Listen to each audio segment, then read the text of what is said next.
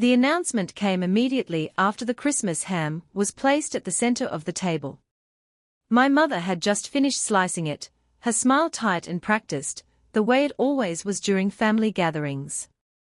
We sat around the polished oak dining table inside the house I had grown up in for over 2 decades. A grand colonial home filled with memories that once felt warm, but now felt heavy. My name is Rachel Morgan. Across from me, my older brother Ethan Morgan gently set down his glass of red wine. He cleared his throat, drawing everyone's attention. For a moment, I thought he was about to offer a holiday toast. Instead, his voice carried authority.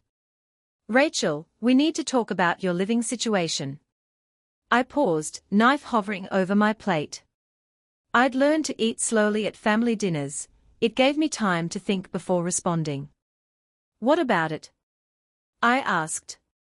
Ethan leaned forward. "This house belongs to the family. Mom and Dad are getting older, and they'll need it when they retire. You've been living here rent-free for 2 years. It's time you moved out and found your own place." My mother, Margaret Morgan, nodded in agreement. "It's good for you, sweetheart. You need independence." My father, Henry Morgan, added, "Ethan's been watching the real estate market closely. This house is worth a lot more now. We should be using it efficiently." The words echoed in my head, using it efficiently. Ethan continued, growing more confident. "Claire and I want kids soon. There's a perfect nursery upstairs. And with Dad's knee problems, this place would be ideal for them." Everyone nodded like the decision had already been made. "So," I said calmly, "you want me to leave so you can move in?" "It's not personal," Mom said softly. "You're 31, Rachel. Most people your age own homes. And Ethan's 34, Dad added. He has a real career and a wife. He's better positioned to maintain the house." The message was obvious. Ethan was successful. I was the disappointment, the daughter who worked with computers and apparently had nothing to show for it. What they didn't know was that I'd been paying the property taxes for 3 years. They didn't know I'd covered my father's hospital bills after his heart attack. And they certainly didn't know that this wasn't their house anymore. "So when do I need to be out?" I asked. Ethan smiled slightly. "We think New Year's is reasonable. A week? During the holidays. In one of the worst rental markets in the city. It was designed to break me." Instead, I reached for my phone. Silence fell instantly. "Who are you calling?" Mom asked. I raised a finger. "Hold on. Ironclad security, this is Lucas." "Lucas, this is Rachel Morgan. I need a team at the Oak Ridge Lane property immediately." "What's the situation?" "Trespassing." A pause. "Who's trespassing?" "My family." Within seconds, the mood at the table shifted. Ethan laughed nervously. "Rachel, stop joking." "I'm not." When the guards arrived, confusion turned into panic. "My property," I said quietly. That's when I pulled out the folder. The deed. My name. The truth. My father's face went pale the moment he saw the document. His hands trembled as he stared at the property deed resting on the table between the half-eaten plates and holiday decorations. "That's not possible," Henry Morgan said, his voice barely audible. "We never missed payments." "You did," I replied calmly. "March 2021. Right after your medical bills started piling up." Mom shook her head. "No, we fixed it. We caught up." "You caught up because I bought the house from the bank," I said. "And let you keep living here." The room felt like it had lost all its oxygen. Ethan Morgan grabbed the papers, flipping through them rapidly, as if speed might somehow erase the truth. "This has to be fake," he said. "You don't have nearly $1 million. You work in tech support. I run a cybersecurity consulting firm, I corrected. I protect corporations from data breaches. Last year, my company made $39 million in revenue. The number settled over the room like a heavy fog. Mom covered her mouth. 39 million. Yes. Ethan laughed, but it sounded hollow. Then why live here? Why drive that old car? Why dress like this? I finally looked at him. Because I didn't want to be treated differently. And because in my industry, visibility is dangerous. I explained how hackers target wealthy consultants. How staying invisible was a survival strategy.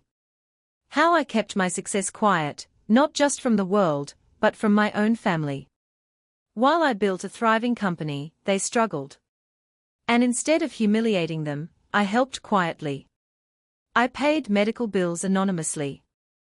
I fixed Mom's car through a warranty program that didn't exist. I paid property taxes, utilities, insurance. The irony burned. You thought I was a burden, I said softly. But I've been keeping this family afloat for years. Ethan dropped the papers. That still doesn't give you the right to kick us out, he said. I looked him straight in the eye. It does. Why didn't you tell us? Mom asked quietly. I exhaled slowly. When would I have told you? When you dismissed my job as computer stuff.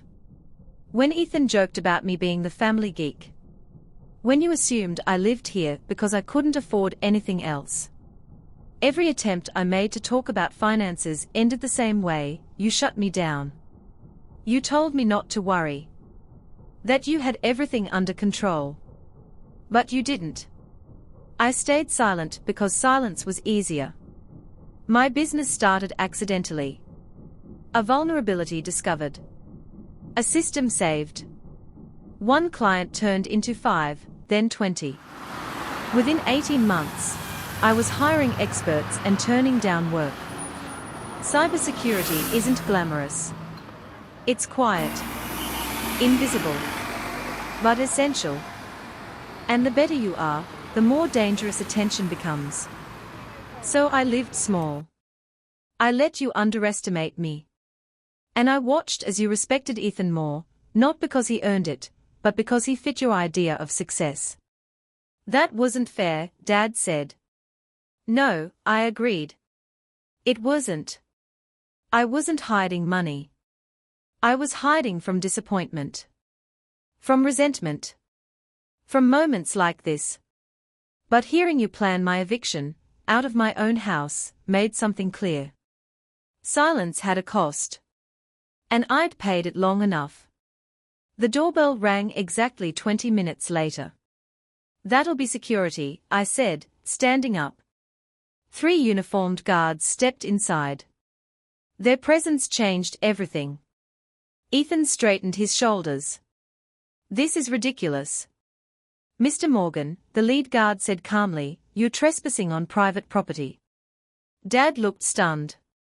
Mom looked broken. You have until tomorrow evening to remove your personal belongings, I said. Furniture stays. What about the cars? The guard asked.